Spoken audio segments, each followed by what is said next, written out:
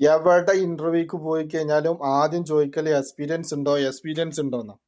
എന്തൊരു ജോലിക്ക് എവിടെ പോയിട്ട് അറ്റൻഡ് ചെയ്യാൻ പോയാലും ആദ്യം ചോദിക്കല് എക്സ്പീരിയൻസ് ഉണ്ടോ എന്ന് ചോദിക്കും. എക്സ്പീരിയൻസ് ഇല്ലാന്നുണ്ടെങ്കിൽ ഒഴിവാക്കും. എത്ര കഴിവുണ്ടായിട്ടും എത്ര വിദ്യാഭ്യാസം ഉണ്ടായിട്ടും എത്ര ഡിഗ്രി പാസ്സായിട്ടും കാര്യമില്ല, എക്സ്പീരിയൻസ് ആണ് ചോദിക്കുക. അപ്പൊ എൻ്റെ ഒരു കൂട്ടുകാരൻ്റെ മൂപ്പര് കുറച്ച് പ്രയാസത്തിലുള്ള ഒരു വ്യക്തിയാണ്. കുറെ കാലമായിട്ട് ഇവിടെ ഗൾഫിലുണ്ട്. അപ്പൊ മൂപ്പർക്ക് ഇവിടെ ഒന്ന് സെറ്റിൽ ആയിട്ട് വേണം നാട്ടിലേക്ക് പോയിട്ട് എന്തെങ്കിലുമൊക്കെ ചെയ്ത് നാട്ടിൽ നിൽക്കണം, മോനൊന്ന് ഇവിടെ ആക്കണം എന്ന് പറഞ്ഞാണ്ട് മോനെ കൊടുത്തിട്ട് ഇപ്പോ ഒരുപാട് ഇന്റർവ്യൂ ഒക്കെ മൂപ്പര് കൊണ്ടുപോയി അറ്റൻഡ് ചെയ്ത്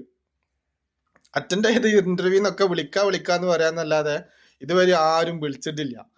അപ്പോ എന്താ പറയാനുള്ളതെന്ന് വെച്ച് കഴിഞ്ഞാൽ ഈ പിന്നെ എക്സ്പീരിയൻസ് എന്ന് പറഞ്ഞത് വെറുതെ കിട്ടൂല, വെറുതെ ഉണ്ടാവില്ല. ഒരാഴ്ച ചിലപ്പോൾ നിങ്ങൾ ആ ഒരു വ്യക്തിക്ക് അല്ലെങ്കിൽ ആ വരുന്ന ഏതൊരു കുട്ടിയാണെന്നുണ്ടെങ്കിലും അവനക്ക് ഒരാഴ്ച നിങ്ങൾ അവിടെ ഒരു ഇത് കൊടുക്കുകയാണെന്നുണ്ടെങ്കിൽ അവിടെ ചിലപ്പോൾ നിലവിലുള്ള സ്റ്റാഫിനെക്കാട്ടിയും കൂടുതൽ കഴിവുകളും കാര്യങ്ങളും അവർക്ക് ഉണ്ടാവും.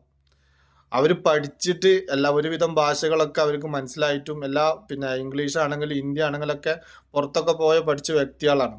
അപ്പോൾ അവനും പുറത്ത് പോയി പഠിച്ച ആൾ തന്നെ, അവന് ഡിഗ്രി ഒക്കെ പാസ്സായിട്ടുണ്ട്. അവന് പിന്നെ പഠിക്കുമ്പോൾ തന്നെ ജോലി ചെയ്തുകൊണ്ടാണ് അവന് പിന്നെ പഠിച്ചിട്ടുള്ളത്. പിന്നെ കുടുംബത്തിന്റെ പ്രയാസം കാരണം. അപ്പോൾ അയാൾ കുറച്ച് വയസ്സായ ആളാണ്. അയാൾക്ക് എങ്ങനെയായാലും ഇപ്പൊ നാട്ടിൽ പോയിട്ട് ഒന്ന് സെറ്റിൽ ആവണം. അപ്പൊ ഈ ഇന്റർവ്യൂക്ക് വരുന്ന നേരത്ത് ആ ഇന്റർവ്യൂ അറ്റൻഡ് ചെയ്യാൻ വരുന്ന കുട്ടികളെ ഒന്ന് പരീക്ഷിക്കുക. ഒരു ചെറിയ പരീക്ഷണങ്ങളും നടത്തി നോക്കുക. നിങ്ങൾക്ക് നോക്കിയാൽ മനസ്സിലാവും.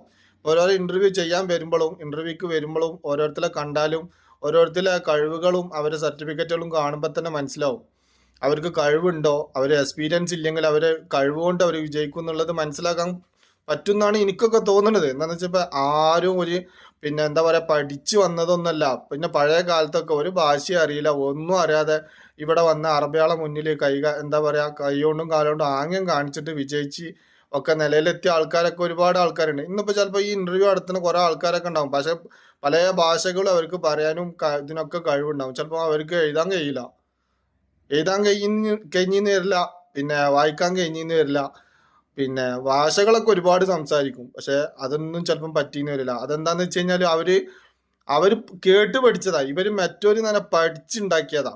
അപ്പൊ അതും കൂടി മനസ്സിലാക്കിയത് ഞാൻ ആരും കുറ്റപ്പെടുത്തല്ല. പിന്നെ കുറവുകളൊക്കെ എല്ലാവർക്കും ഉണ്ട് എന്നുള്ളത് ഇന്റർവ്യൂ അറ്റൻഡ് ചെയ്യണവർ മനസ്സിലാക്കുക. അപ്പൊ നാട്ടിലാണെങ്കിലും ഇവിടെ ആണെങ്കിലൊക്കെ. അപ്പോ പറയാനുള്ളത് അതാണ്. ആ ഒരാഴ്ചയെങ്കിലും ഇങ്ങൊന്ന് പരീക്ഷണം നടത്തി കഴിഞ്ഞാൽ നിങ്ങൾക്ക് മനസ്സിലാവും അവർക്ക് എത്രമാത്രം കഴിവുണ്ട്, അവരെത്രമാത്രം ഇതിന് എന്താ പറയാ യോജിച്ച ആൾക്കാരാണെന്നുള്ളത്. അപ്പൊ ഇൻഷാ അള്ളാ ഒന്ന് ശ്രമിച്ചു നോക്കുക. ആരും കുറ്റപ്പെടുത്തിയതല്ല, അവന്റെ ആ ഒരു വിഷമം കണ്ടപ്പോൾ ഞാൻ അങ്ങനെ ഒരു വീഡിയോ ഇട്ടു എന്ന് മാത്രം. ഓക്കെ, അസ്സലാമു അലൈക്കും.